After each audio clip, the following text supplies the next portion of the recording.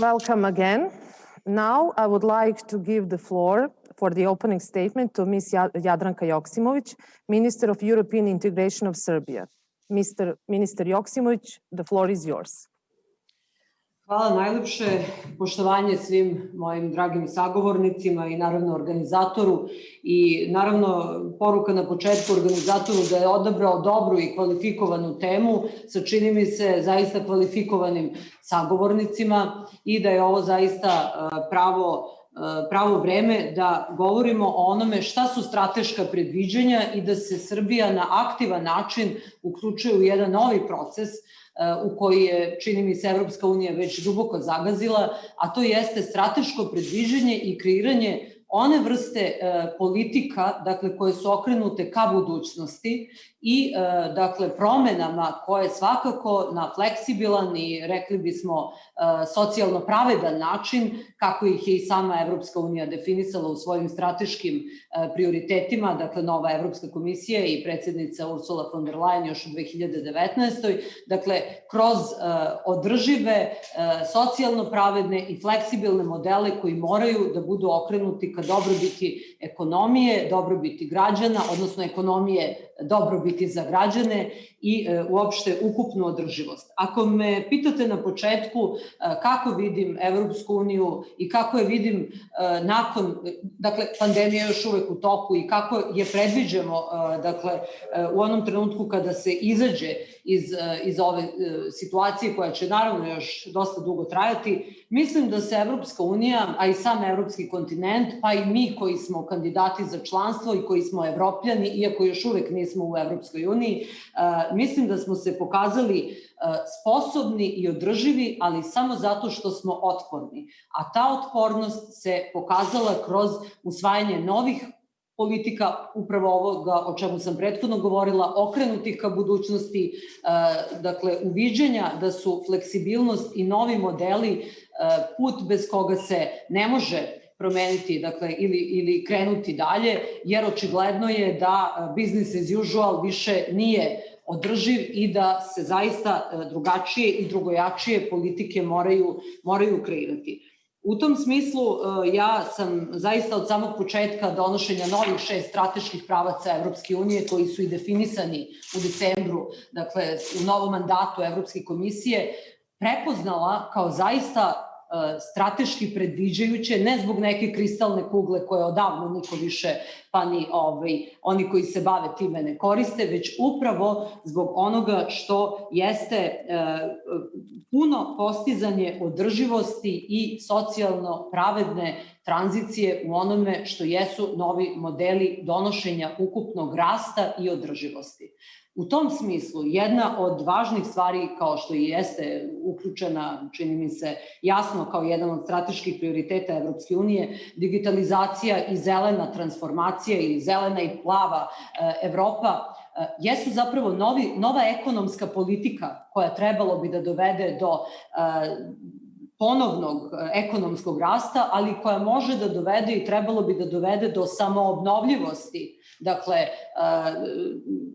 uopšte životne sredine i onoga što nam je dato kao onima koji žive na evropskom kontinentu, ali i ne samo naravno na evropskom, ovo je globalno pitanje, pa prema tome i odgovori svakako jesu globalni.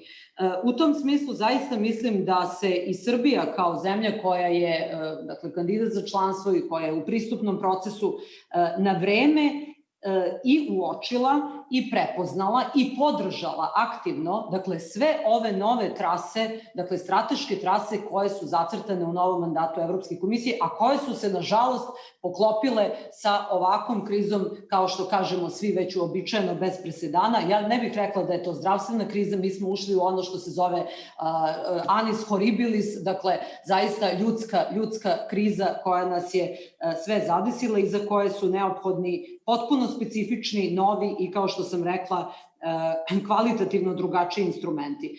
Srbija je to prepoznala kroz više pravaca. Neke od tih stvari su pomenute i u godišnjem izveštaju o napretku Evropske komisije, koji je puno dobio pažnje zarad negativnih nekih ocena u pojedinim oblastima, ali nepravedno zanemareno ono što je jako dobro prepoznato kao uzglobljavanje Srbije u tu vrstu novih pravaca politike i ekonomske politike, ne samo ekonomske i monetarne u užem smislu, već i prepoznavanja elementa povezivanja, dakle, tog connectivity elementa, zelene agende i svega onoga što zaista je pitanje bez kojeg ne možemo ni da govorimo o našoj održivoj ekonomiji. To je vrlo dobro ocenjeno u izveštaju o napretku Evropske komisije, uz naravno sve one pozive o kojima smo govorili za ubrzanje reformi u oblasti vladavine prava, jer cilj jeste da Evropska unija, pa samim tim sutra i Srbija, ali i sve države na evropskom kontinentu pokažu da su sposobne da zaštite, ne samo da brane i štite građane u standardnom smislu te reči, već da obezbede održivo snabdevanje i održiv život za sve naše građane time što ćemo između ostalog učiniti sve neophodno ne ugrožavajući vladavinu prava i ne ugrožavajući temeljne evropske vrednosti. To je takođe jedan od strateških osnovnih ciljeva i mislim da naravno pozivi na to pojačanje tog procesa i da kažem snažniji rad na toj vrsti reformi je naravno prepoznat i mislim da i ova vlada suštinskom opredeljenošću kao reformska vlada koja se opredelila za ubrzaniji evropski put, mislim da koincidira i sa ovim reformama i strateškim pravcima evropske politike.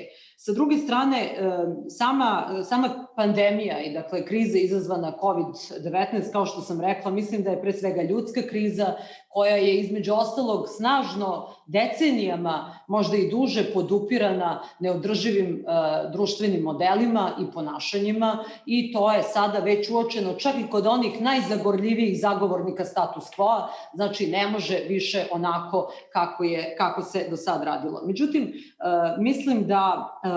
mislim da situacija koja je prolongirana i koja se neće završiti čak ni pronalaženjem već na vidiku delotvorne vakcine, jer nećemo biti sigurni sve dok najveći deo ljudskog roda ili stanovnika na planeti ne bude vakcinisan i dok se ne postigne ta imunizacija.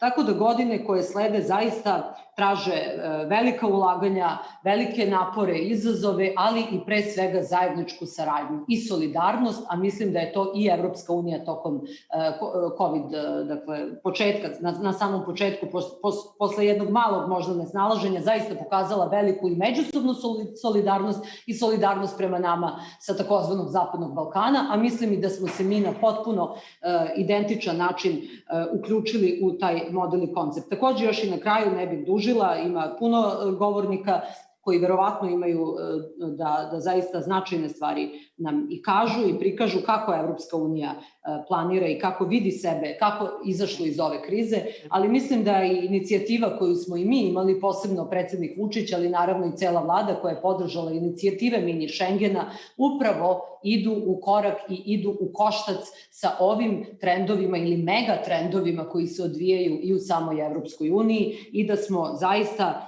uložili puno u povezivanje, u bolje odnose, u rast ekonomije, u ono što će na kraju krajeva i biti najveći domet ekonomskog investicionog plana za Zapadni Balkan, dakle povezivanje koje je okrenuto ka rastu, novim radnim mestima, ali pre svega i ekonomiji zasnovanoj na znanju, inovacijama, digitalizaciji, zelenoj agendi. To su načini na koji ćemo ostvariti novi rast i to je nova ekonomska politika koja je bila i pre, čini mi se, COVID krize projektovana, ali koja je sa COVID krizom i pandemijom dobila svoj puni smisao i puni značaj. Srbija ostaje snažno posvećena evropskom putu, svim reformama, naravno prioriteti se malo presložnjavaju jer situacija je trenutno takva da su zaista zdravlje zdravlje ljudi na prvom mestu, ali to ni na koji način ne umanjuje sve druge reformske procese koje smo započeli i koje želimo zajedno i u korak sa Evropskom unijom i našim partnerima iz regiona da učinimo za naše građane i za građane cele Evropske unije, dakle svih nas, ne samo Evropske unije, svih nas u Evropi, Evropljana, održivu, odgovornu, sposobnu i kompetentnu Evropu. Thank you. Thank you. My name is Vujacic. I'm the moderator of this panel. Thank you, Mr. Joksimovic, for your statement. I hear that we have problems with the translations from Serbian, but that's up to the organizers. I can't do anything about that. So we're going to proceed in English. And I'm glad to introduce my panelists. Obviously, Minister Joksimovic first, the Minister of Serbian Government of the Republic of Serbia for European Integration.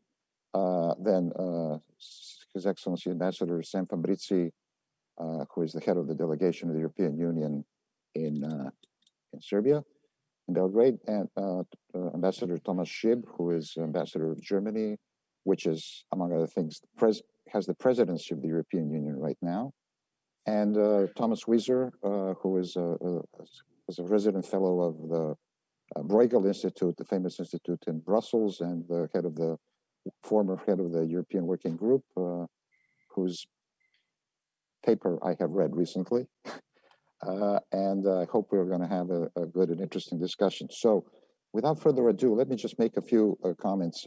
First, I think we want to break this down into three possible topics, all of which are interrelated. The first one is obviously, what did we find out about the European Union in the COVID crisis? Secondly, is Europe seeing itself now more broadly as a geopolitical entity? A few things I will say about when we get to that subject, but they're all intertwined. And then finally, how does this affect the enlargement process? How all these changes, potential changes of how the European Union works is going to affect the enlargement process, given the new methodology and some of the things that have come up in the meantime. So to start off, let me give a few comments, and I'm really interested in hearing from you because we really have an unusual situation. Unfortunately, the situation is getting worse. For a while, it was getting better. Things are getting worse, and this also puts an extra stress on some of the measures and some of the ideas that have been floated about how to combat this crisis. Now, first of all, let me start off by saying, well, the first reaction, the way I saw it, and you can correct me, obviously, if I'm wrong, is the fact that in the beginning, it kind of the European Union looked like it was dissolving in some of its own principles. For example, there was the reaction that we're all going to take care of our own, going back to the nation state. The Italians were very upset about this, with I would say due reason. This kind of shifted later, and then there would be no Schengen all of a sudden. We'd get rid of the borders again, and then things started changing a little bit as we went along. So first there was this big reversion to the European Union, the way it was before the European Union. And then we had sort of the comeback, and then we had some further things going forward. The major thing going forward was obviously the budget. But aside of the 7-year-old budget, we had the first time an agreement on the recovery fund of 750 billion euros that the European Commission would take on as debt, as independent debt, and 500 billion of those would be grants, and then 250 billion would be loans. There was some hassle about that. The Dutch put up some resistance, but eventually the major news in that was that Germany came abroad, who was one of the countries that was strong on not sharing debt with others. Obviously, this is not a total fiscal reform. There is no fiscal side of the European Union, or is it one coming up? But it's still a new development. we've seen this, and we've seen some other things. But how do you? And I'm going to ask you this: how are you going to see this forward? Because today, when I opened the New York Times, the editorial board of the New York Times had an editorial in which it said that there was a crisis, as we know, of this budget that is supposed to bring us recovery. The crisis stemming from Poland and Hungary threatening to veto in their own way, not to support this budget. And among other things, Slovenia sort of coming up and backing them up somewhat. So given that all of this has been achieved, how do you see some of these?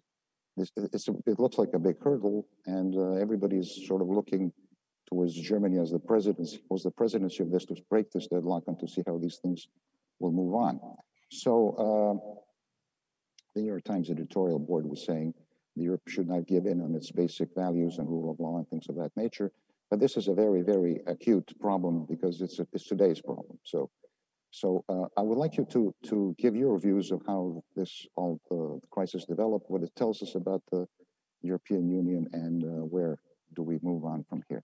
So without further ado, first, I always do this when I'm on the panel. I give the floor to Sam Fabrizi, who the ambassador of and the head of the delegation of the European Union, who I call the highest common denominator of the European Union. So Ambassador Fabrizi, the floor is yours.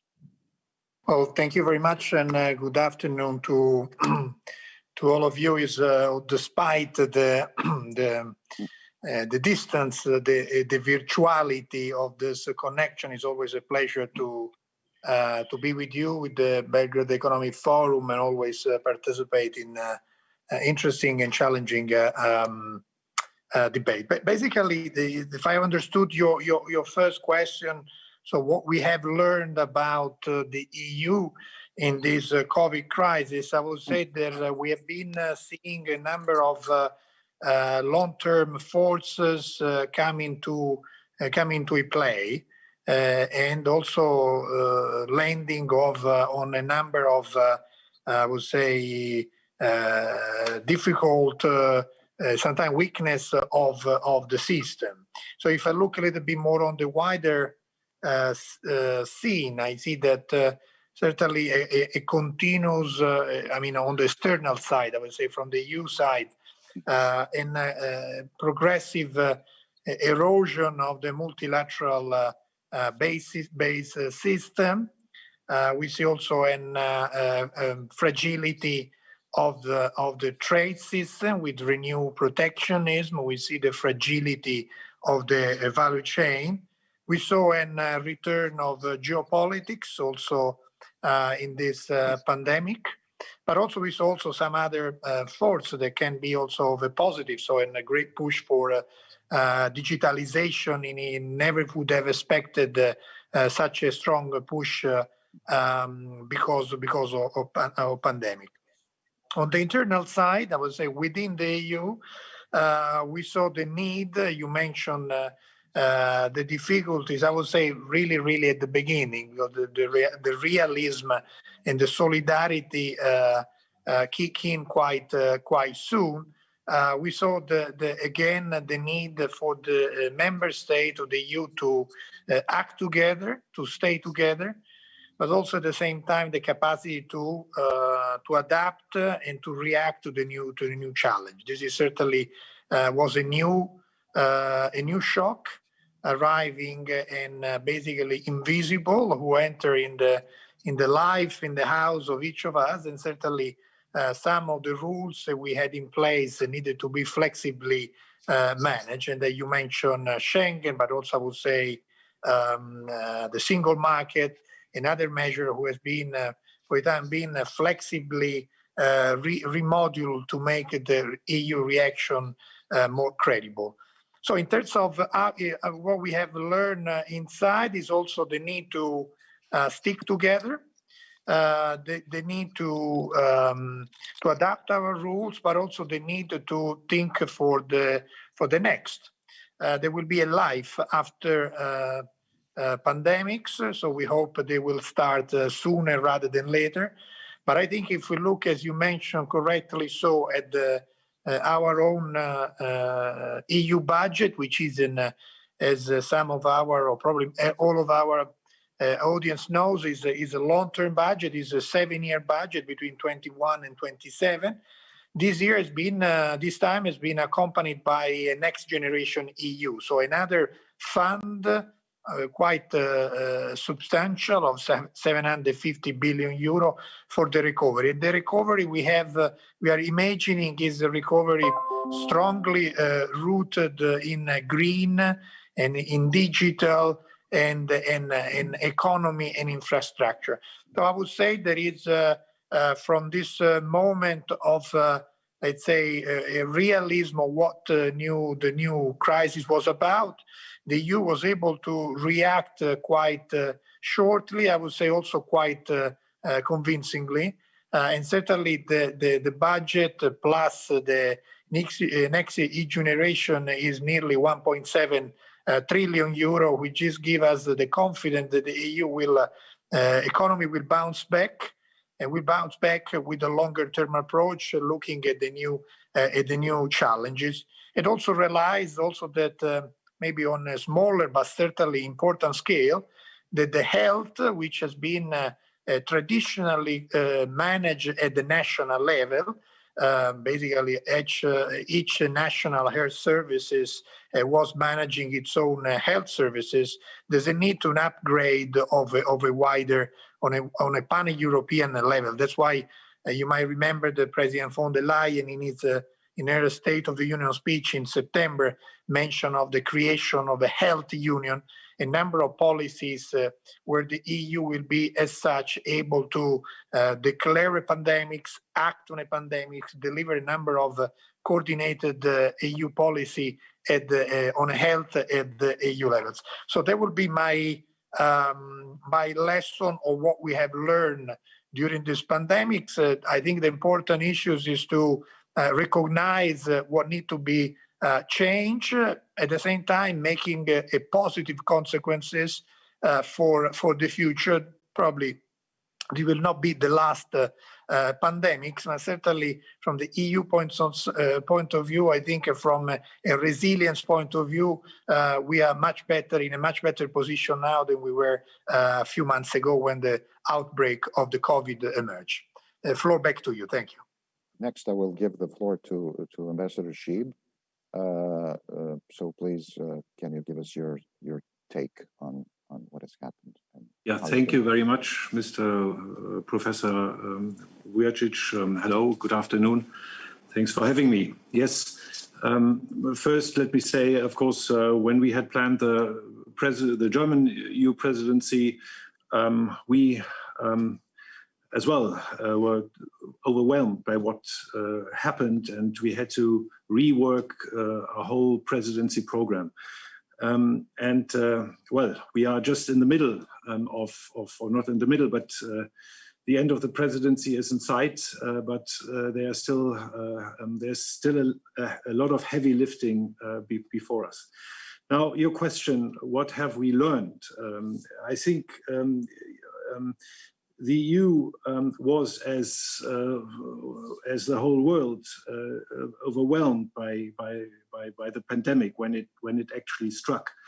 But still, I think it is fair to say that the EU managed to, after it took a little while, but with 27 member states also affected in different ways, in a unique situation, the EU managed to eventually react pretty quickly, timely, efficiently, and effectively. We are, and this is why, from the presidency's view, it was very clear the focus has to be how can we overcome the economic and the social consequences of the pandemic. It was and is the focus of our presidency. At the same time, I think it is important not to forget that the pandemic, so to say, came on top of the challenges the EU, the world is faced with anyway. So climate protection, climate change, digitalization. And this is why, if you also ask for the lessons learned. So I think now the challenge is also to draw the right lessons. And the right lessons is not just about returning to pre-crisis levels as quickly as possible, but about emerging from the crisis in a more sustainable and more robust way, thus to be better prepared for future crises. So Europe should tap into new economic opportunities and thereby becoming less crisis prone and creating more jobs. Of course, and this is also what Chancellor Merkel has made very clear, solidarity is of the essence, community spirit, cohesion. So the pandemic has clearly shown nobody can get through this crisis on their own. And European solidarity is not only a humane gesture, but it's a lasting investment. And as you know, the leitmotif of the German presidency is together for Europe's recovery. So what we've learned is that the EU is able to adapt, to learn, to adapt quickly. And this is, I think, what is currently happening. We are focusing on measures. First, of course, now we have to adopt the multi-annual we have to adopt the budget, including the recovery package, and we have to focus on overcoming the economic and social consequences of the crisis. But at the same time, we have to draw the right lessons for the future, make the EU more crisis resistant, and this is what we have to do. Thank you. Okay, thank you. Now, Thomas Wieser, I'm glad you're on this panel. This is the first time we meet over Zoom. I hope we'll have another chance. Give us your take, but I would like you to refer to, and this sort of would lead us into maybe the following theme later. In the paper you wrote with Pisani and Sapir on different, one size does not fit all, that the way you see the European Union, that it should be flexible and have various clubs in various situations, from what I remember, maybe not clubs, but different approaches and different things, and then different ways of arranging itself. And a lot of the other countries that are aspiring to the European Union, or countries that are new member states, have always been somewhat frightened of this approach. So maybe you can tell us of the lessons learned, and maybe you can refer to some of the points that you made in that paper with some very prominent Bruegel scholars. So thanks very much. Greetings from Vienna. Dobar dan. I think there's good news and not quite so good news coming out of the lessons, which I personally would draw from what we've gone through over the last half year. And I think the two ambassadors have highlighted all the salient points, and Schengen, internal market, the budget, and so on and so forth. And I think in principle, you could say that we should not have any illusions that in more unitary jurisdictions, things work totally differently. If you look at how things are being handled in Australia, there are significant travel restrictions between the different states, which incidentally have also different constitutions. If you look at the efficiency of the supposedly unitary government structure in the United States, both in health terms and in economic terms, I think Europe, with 27 very different member states, has been very much more efficient. Could always argue, of course, that we're twice as efficient as the US because they've got 50 states and we've only got 27. So I think ultimately we have, despite well, the regional differences and the national differences, we have discovered a high degree of, comparatively high degree of efficiency, at least compared to, let's say, democratic benchmarks. Quite obviously, in non-democratic regimes, things can work more, maybe less democratically, but more rapidly. Now, what you were referring to, when I jotted down some notes on what we would talk about, I had something about the future functioning. What have we learned about the future functioning? And quite obviously, the functioning of the European Union was much easier when there were 6 or 10 or 12 member states. And I will refrain from saying if the enlargement with Austria to 15 made it that much more difficult or not. But obviously, coming to one solution amongst 27 is much more difficult than coming to one solution amongst 12. How do you handle it? Obviously, you can well manage many issues if you can decide by qualified majority voting or any other majority voting algorithm or procedure.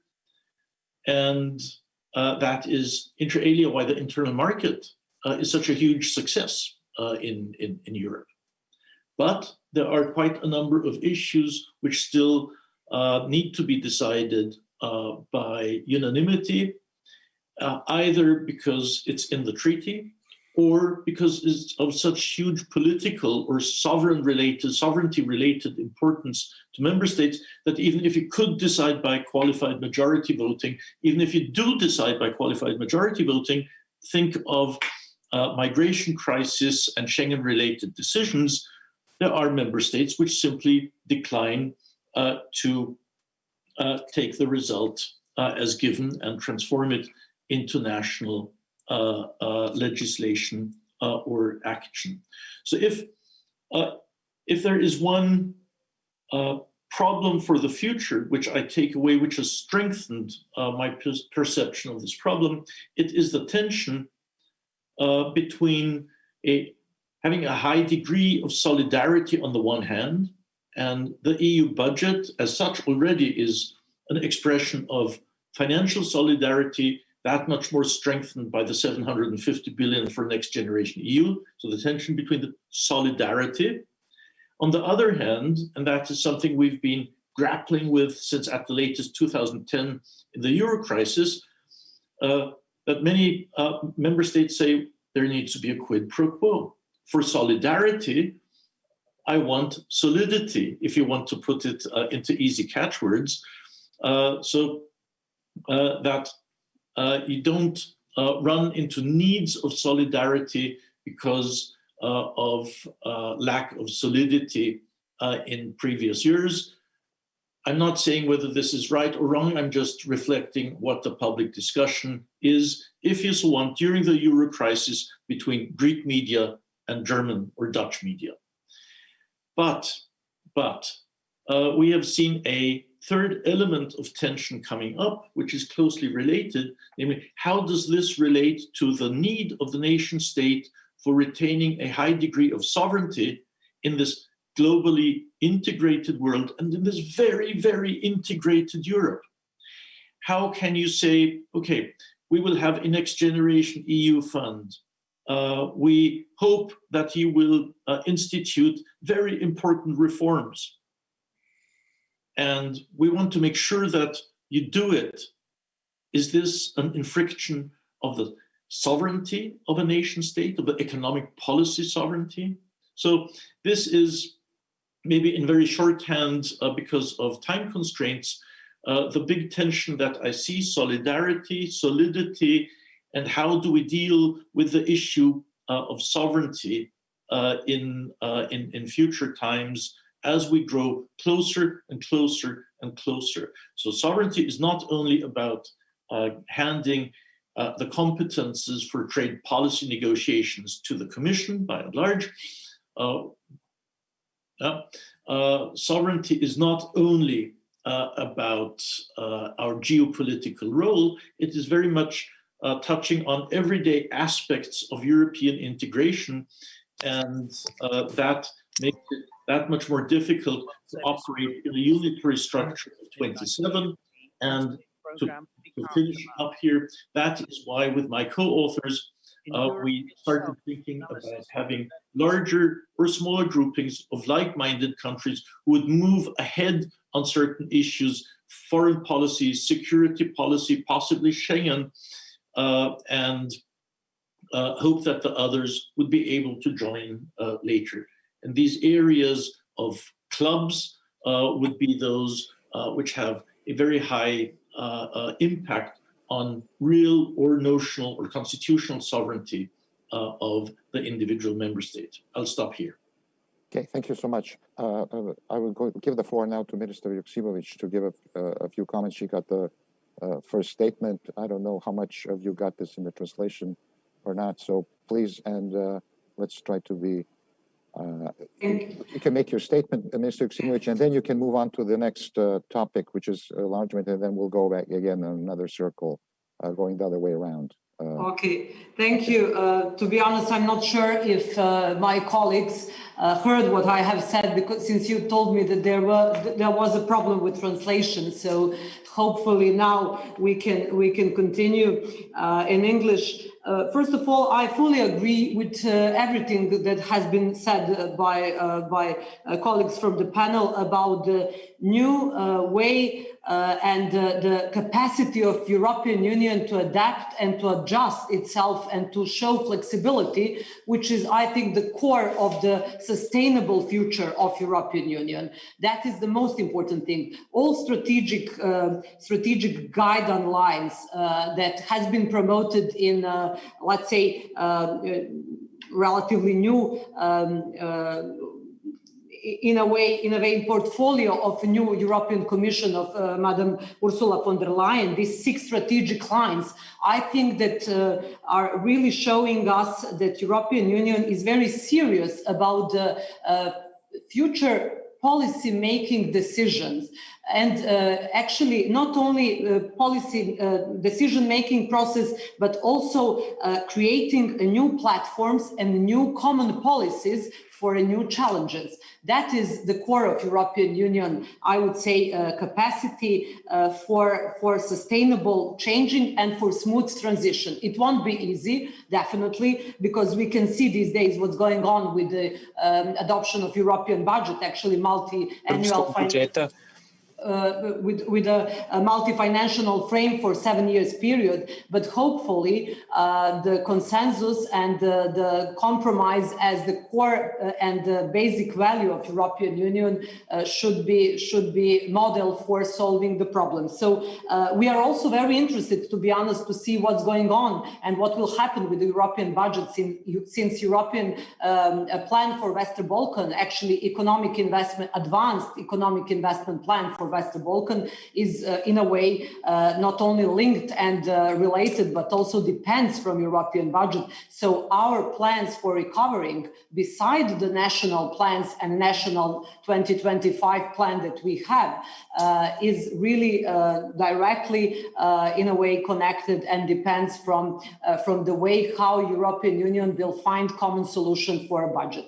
So I don't need to analyze further all things that has been said, since it is in a way my opinion that we all panelists agreed about the flexibility, capacity for in a way to capacity of European Union to adapt, to react, to show solidarity, to show still cohesion as a core politics, common politics for European Union, and of course to understand that Western Balkan is also part of European continent, important for the re-energizing and revitalization of European Union as itself. Maybe we can just, we have to move very quickly, I'm told by the organizers, but we'll try to extend our time a little bit. So what about this whole geopolitical position of the European Union? Do we see some shift for various reasons of a more self-awareness of the European Union, or a view of the European Union itself as a geopolitical entity than before. Given that there was a sort of a run-in with Donald Trump, who was the president of the United States, over various issues, that China was for the first time perceived by the European Union a little differently than before, that the divorce from economic and political questions seems to be not sustainable in the longer run, that we're having a technological Cold War, and that can the European Union play a geopolitical role in accordance with its economic size and clout? That's the question. On the other hand, it's very difficult to find a new way, for example, of arriving at a common foreign policy. And I think the real test now is we're going to be seeing in a couple of days on how the European Union wants to project itself. And I think some of these things are going to show up in the way this budget crisis is being handled. So, is it the European Union going to water down what the European Parliament has asked it to do, or is it going to have a confrontation within itself, or how is it going to play a role with the new Biden presidency? Hopefully, I think for many Europeans, the United States will be coming back to a certain degree in its own role of close cooperation with the European Union. So let's start with perhaps Minister Joksimovic. Would you want to say a few words on that now? And then we'll go back. Yes. Thank you. Of course, that I really carefully listened what you have analyzed as a current state of play when it comes to global position and geostrategic tools that European Union have in this moment.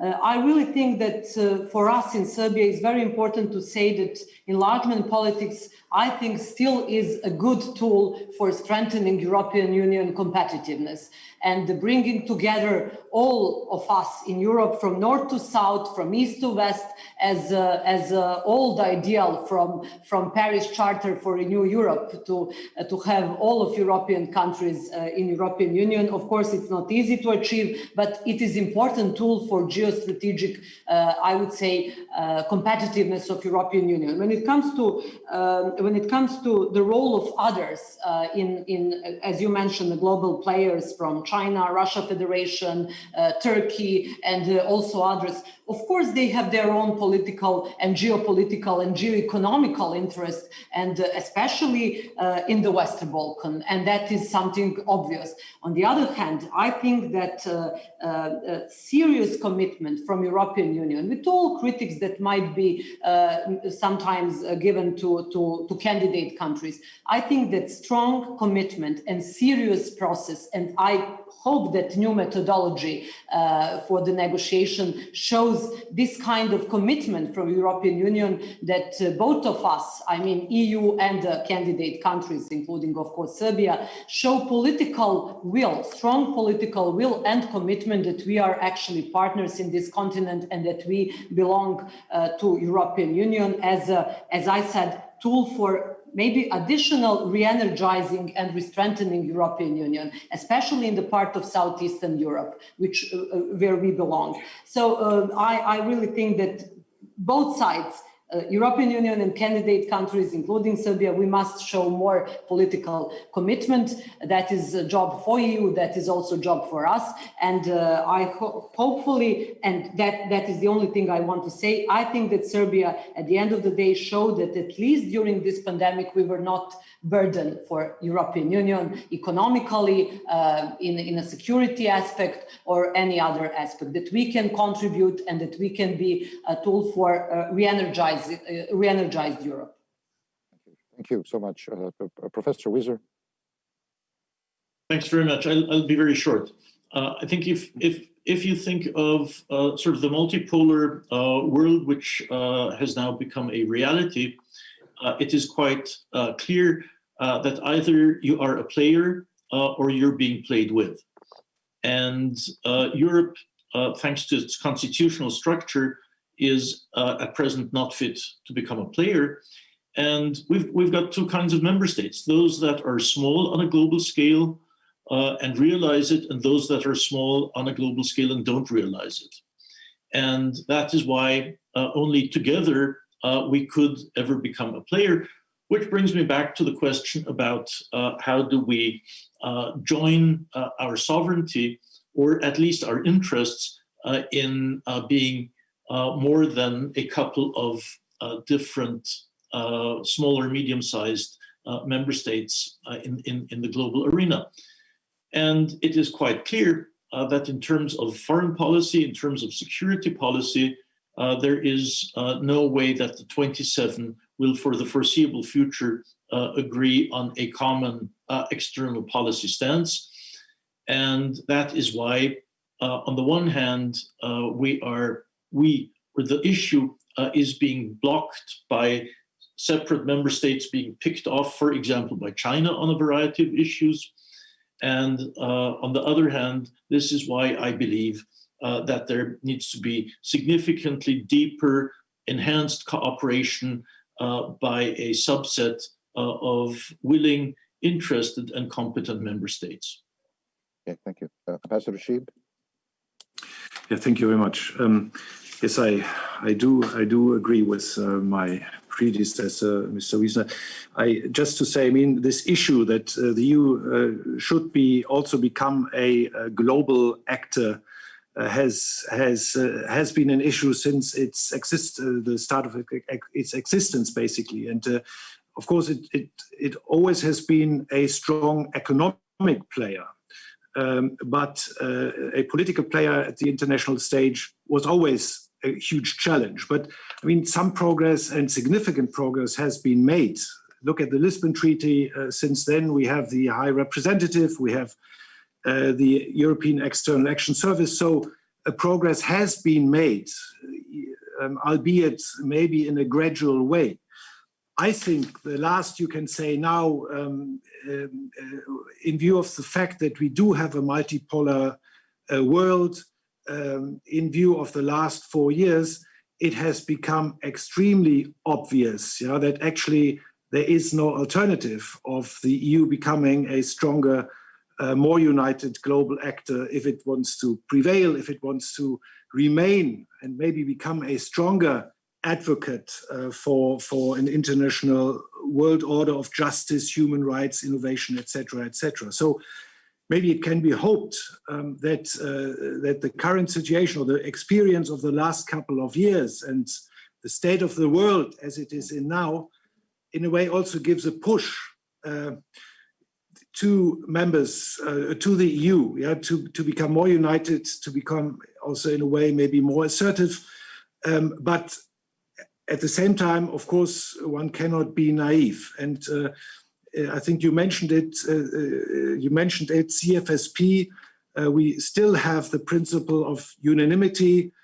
Actually, this was one of the issues or possible, maybe not projects, but themes of the German EU presidency, to continue the discussion on whether to maybe abolish or amend, adapt this principle in order to become more effective, more efficient, because this is in a way a problem, but of course, understandably so, because there are a lot of dimensions, aspects involved. So concluding, I think there's no alternative. On the other hand, it's going to be a tough ride. It's going to remain difficult, and I think it's only imaginable to have a gradual, incremental process on this path. Thank you. Thank you, Ambassador Schieb. Ambassador Fabrizi. Well, thank you. I heard a couple of words that always attract the attention of whoever deal with the EU. So when you hear about multipolarism and sovereignty, is a red light for the EU. So I would say on the multipolarism, certainly it's a reality also in the region. It is a trend that maybe the COVID have accelerated. But from the EU point of view, we don't see or we see that the multilateralism is the way to manage multipolarism. And in that sense, we are not changing our own approach. I would say that more than ever, the multilateral system is the one that needs to be reinforced, and the EU will continue to do so, putting UN at the core, but also reinforcing the WTO, reinforcing the WHO. There's a number of initiatives that we have been advocated and will be certainly push forward. Our own reply to COVID vaccine has been to work with WHO for COVAX. We are not here in the business of vaccine nationalism. So in that sense, I would reassure those who think that the multipolarism can be confronted in other ways than managing the multilateralism. On the other side, it's clear also that the pandemic has pushed also a number of reflections within the EU, which is not certainly completed, the concept of strategic autonomy, open strategic autonomy. I think the EU has long abandoned the idea of not believing in the although hard reality of a power politics. But I think a phrase which sometimes is used is act multilaterally when you can, and be prepared to act autonomously when you must. So I think this is a trend that is more and more present in the EU. And frankly, I wouldn't say EU of a sum of its element. I really think that this idea is a little bit distorting, trying to see an EU which is not made by 27 member states.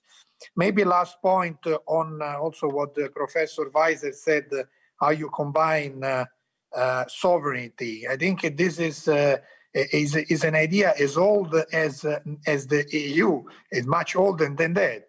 We always work through pooling sovereignty. We are never renegade on the idea of sovereignty. It's the question. The EU is about a pooling of sovereignty in a wider sense.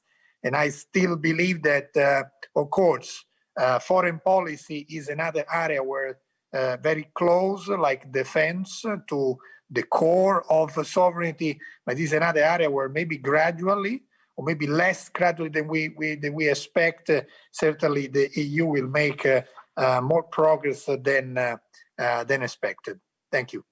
Thank you. Well, I have to tell you that the organizers are telling me that we have to close now, which I'm really sorry to say, because I think we kind of just got started, and I wish this would last twice as long, because we've opened up many questions that I think we've opened up more questions probably than we answered, but that's always the case. But thank you for your contributions very much, and I want to thank you all, and I hope you enjoy the rest of the conference. Thank you, Minister Joksimovic. Thank you, Ambassador Fabrizi, Ambassador Schieb, Professor Wieser, and hopefully we'll get another opportunity to discuss all this. Thank you so much.